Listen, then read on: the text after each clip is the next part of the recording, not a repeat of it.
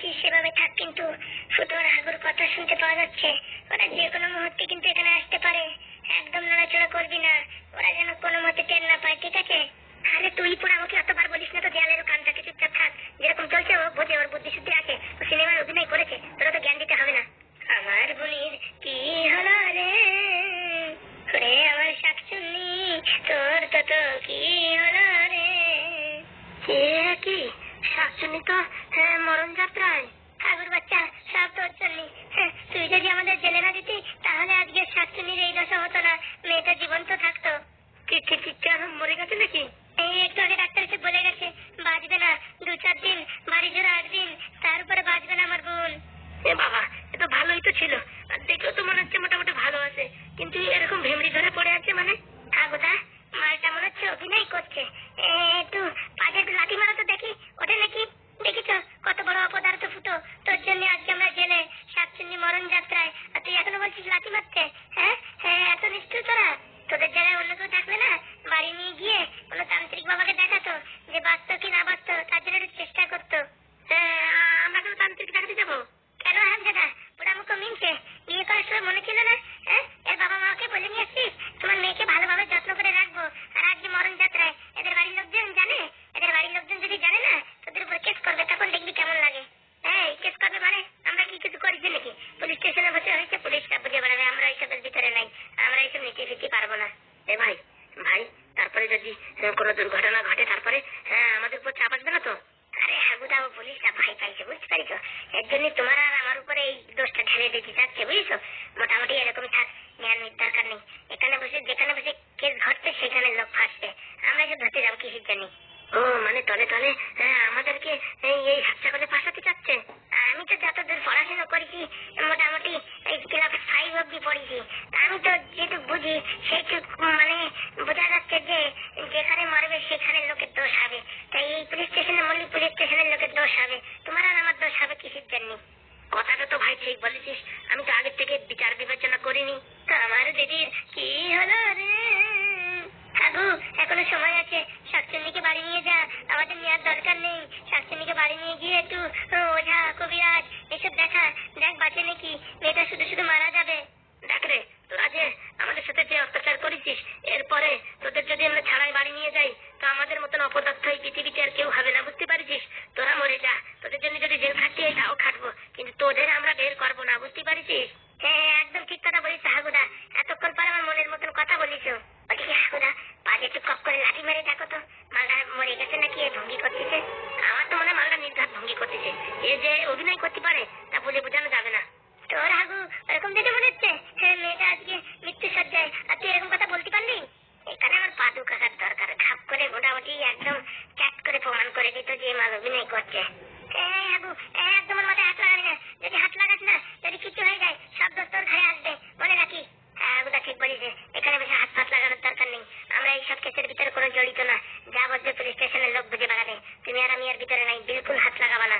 তো আমার মন বলছে এই মালটার টাকে যদি একটা ঘুষি দিই না, চট করে ঠিক হয়ে যাবে। কি বলছে হাগুদা, তোমার মন বলছে? আমার তো মন প্রাণ সব কিছু বলতেছে এই মাল অভিনয় করতেছে, বুঝতে পারিস? যদি একটু লঙ্কার গুঁড়ো উপরে তেল নাকের উপরে ছাড়িয়ে দেওয়া যায় না, এক্ষুনি হাঁচি মারতে মারতে উঠে যাবে, জানো তা? বলছি এই ব্যাপারটা যদি স্যারেদের উপরে বলি যে একটু নাকের গুঁড়ে একটু লঙ্কা ঘষে দাও, দেখে পশ করে লাফায় উঠে যাবে, তারপরে ওনারা ভয় পাইছে, আমার তো মনে হয় না করবে। তাহলে কি করা যায়? কি আর করা যাবে, মোটামুটি বলো কি আমরা বাড়িতে অ্যাপ্লিকেশন লিখে নিয়ে এসেছি, এই বলে তুমি আর আমি হাঁটা দিই, মোটামুটি 8-15 দিন আর এই অঞ্চলে আর দেখা দেখি করা যাবে না। কি বললি তুই আর বোনকে বাড়ি নিবি না? এইভাবে ফেলে রেখে দিবি? এত বড় নিষ্ঠুর হাগু তুই? নিষ্ঠুর আমি না, তোর 14 গোষ্ঠী।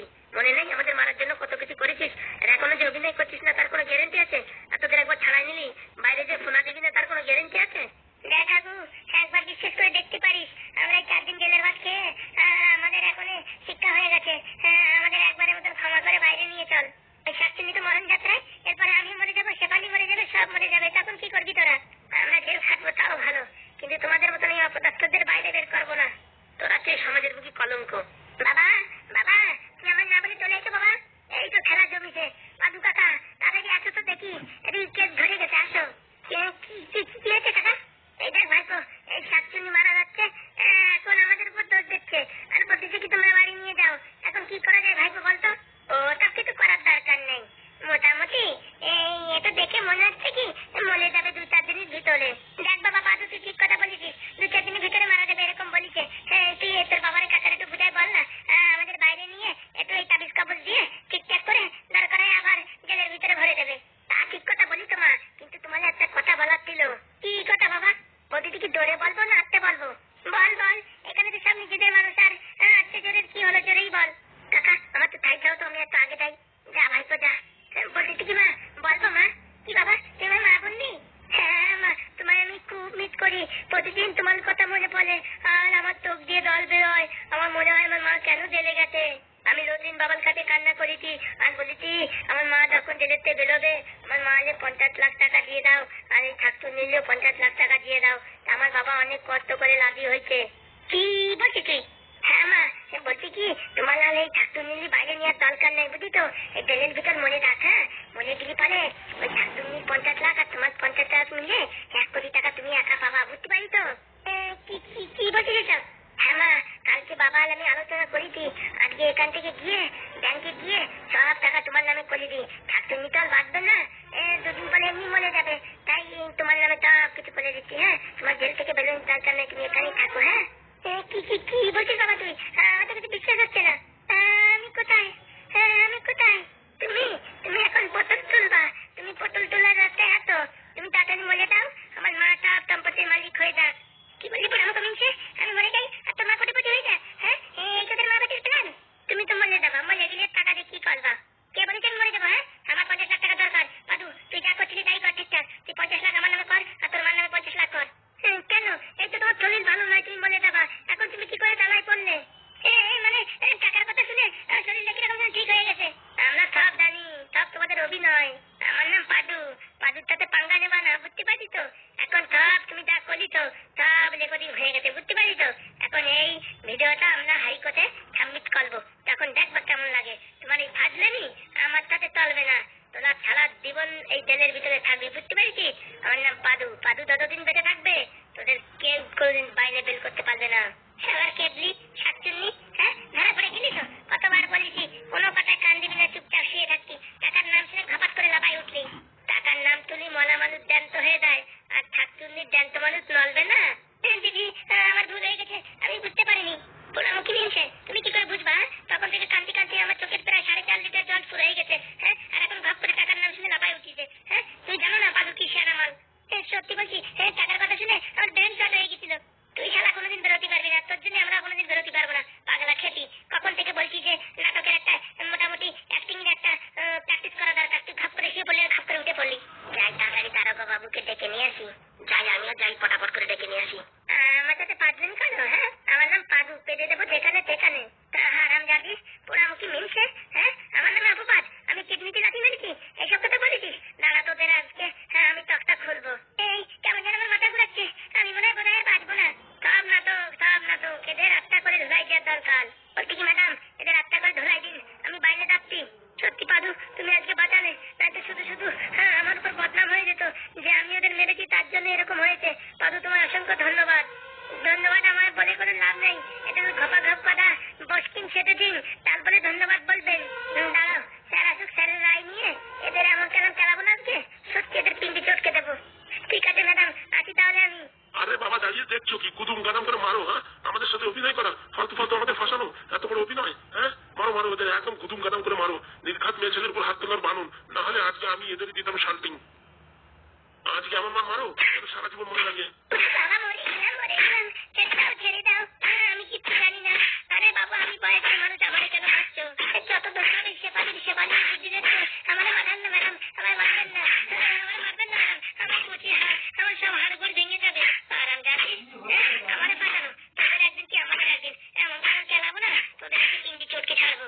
বাবা আমার নির্দার হাত ছুটে গেল রে। বাচ্চা তোর জন্য শুধু মার কাটি হলো, তোর বাচ্চা তোর জন্য আজকে আমাদের এই দশা, ওদের জন্য না, খেলা পাদুর জন্য এই দশা। উড়ি মরে গেলাম রে, দেখ কেমন লাগে। ছেড়ে দাও একদম বাচ্চা করে ভুলাই দাও, একদম অপদার্থ গুলো আমাদের পুলিশ মানুষের এত অভিনয় করে। আপনি বাইরে যান, আমি এদের দেখছি। যাই বাইরে যাই, বাবা এটা টেনশন দিকে হলাম।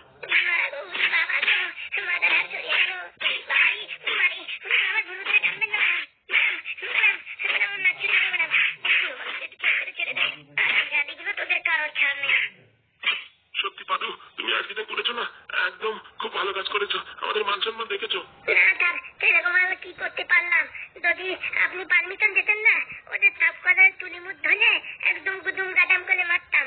বলছি ওদের চুলির মতো ধার বাঁধা, দুজনের তো চুল নেই। আর বলবেন না, ওই দুজনের চুল নেই না, ও কাজেই পাদু করেছে। কি কি বলতে পারো তুমি? ওই তার একটু একটু। বাবা তুমি তো দেখি খুব ইন্টেলিজেন্ট। আরে বন্ধু শুধু ইন্টেলিজেন্ট না, আমাদের স্কুলের ভিতরে পাদু টপ।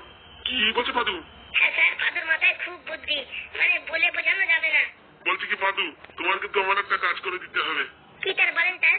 এই যে এই ফুটোর জন্য যেরকম একটা মেয়ে দেখে বিয়ে দিছো, আমারও ঠিক ওরকম একটা মেয়ে দেখে বিয়ে দাও, যাতে মোটামুটি সংসারে ঝগড়াঝাটি না করে, টাইম মতন রান্না করে দেয়, খাওয়া দাওয়া করে আমি স্কুলে যাতে ভালোভাবে যাই তোমাদের পড়াশোনা করাতে পারি। ও স্যার, এই ছোট্ট ব্যাপার এর থেকে বলবেন তো? কি বলছো ছোট্ট ব্যাপার? এই এই হাগু আর এই ফুটো মিলে 1 সপ্তাহ হয়ে গেল, এখন একটা ভালো মেয়ে দেখাতে পারলো না। একটা মেয়ে দেখাইছে তার মেন্টাল। স্যার আমার মাত্র 2-3 দিনের সময় দেন স্যার, আর স্কুল 2 দিন ছুটি দেন। দেখেন পুরো এই গ্রামগঞ্জে কোথায় ভালো মেয়ে আছে পথ করে খুঁজে আপনার সামনে এনে দেবো। হে বাবা, পাদু তোমার এত ট্যালেন্ট! ওই তাহলে একটু একটু। সত্যি বললে হবে না, পাদুর ট্যালেন্টের তারিফ করতে হয়। হ্যাঁ বন্ধু ঠিক বলেছিস। তা কি আমার বিয়ে করবি নাকি? আর কি করবো, বয়স হয়ে গেছে, এখন উঠতে চলতে ফিরতে কষ্ট হয়। একটা রান্নার মানুষ না হলে পরে হয় না। রান্নার মানুষ না, সেবা যত্নের মানুষ। ওই আর কি হলো বন্ধু, তোর আর কত বুঝে বলতে হবে। পাদু আজকে সত্যি খুব ভালো কাজ করেছে, একটা সমাজের বুকে মান সম্মান ছিল না। বলতে কি স্যার, কিছু মনে করবেন না, একটা কথা বলবো? বলো বাবা। বলতে কি স্যার, তাহলে ভয় পাবেন না, আগে গুদুম গাদাম করে মার দেবেন, দেখবেন সব সত্যি বাইরে চলে আসবে। ঠিক বলিস পাদু, আমি তো ভাবছিলাম পুলিশ স্টেশনে বদনাম না হয়ে যায়, এর জন্যই তো আমি কিচ্ছু বলছিলাম না। স্যার যদি ভয় লাগে না স্যার, আমাদের পথ করে ফোন করবেন স্যার, আমি এসব কাজে রেডি স্যার। ঠিক আছে, এখন যদি কোনো বড় বড় সমস্যা হয় পাদু, আমি তোমায় ডাকবো। ওকে স্যার, কোনো চাপ নেই, আপনি ফোন করবেন, আমি পটাত করে চলে আসবো।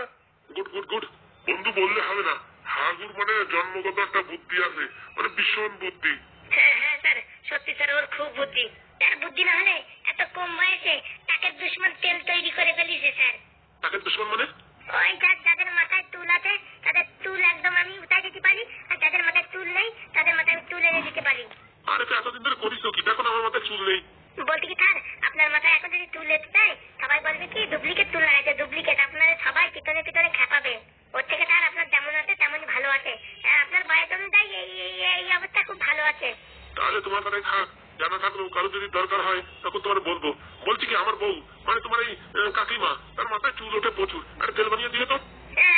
স্যার কোনো চাপ নেই স্যার, একদিন আপনার বাড়িতে এসে সব কিছু মোটামুটি জিজ্ঞাসাবাদ করে একটা তাকে দুশ্মন চুল বানিয়ে দেবো। হ্যাঁ ঠিক আছে ঠিক আছে, তা কবে আসবে বলো?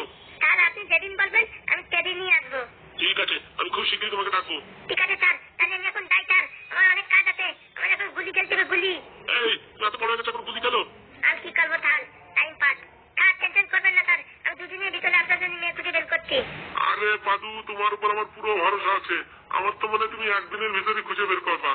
তা তো স্যার বের করতে পারি, তবু হাতে আর একদিন সময় নিলাম। ঠিক আছে ঠিক আছে, তাড়াতাড়ি কেজে লেগে পড়ো। যদি ভালো কাজ করো তোমার মোটামুটি ভালো একটা আমি একটা গিফট দেবো। স্যার গিফট লাগবে না স্যার, আপনি ভালো থাকলে আমিও ভালো থাকবো। বাবা, বড় মানুষের মতন কথা। স্যার আপনি আমাদের জন্য যা করেছেন তার ধারণার বাইরে। ছোট কাকালে কত টাকা দিয়ে আপনি প্রথমে অ্যাডমিট করেছেন, বাঁচিয়েছেন আমার ছোট কাকা।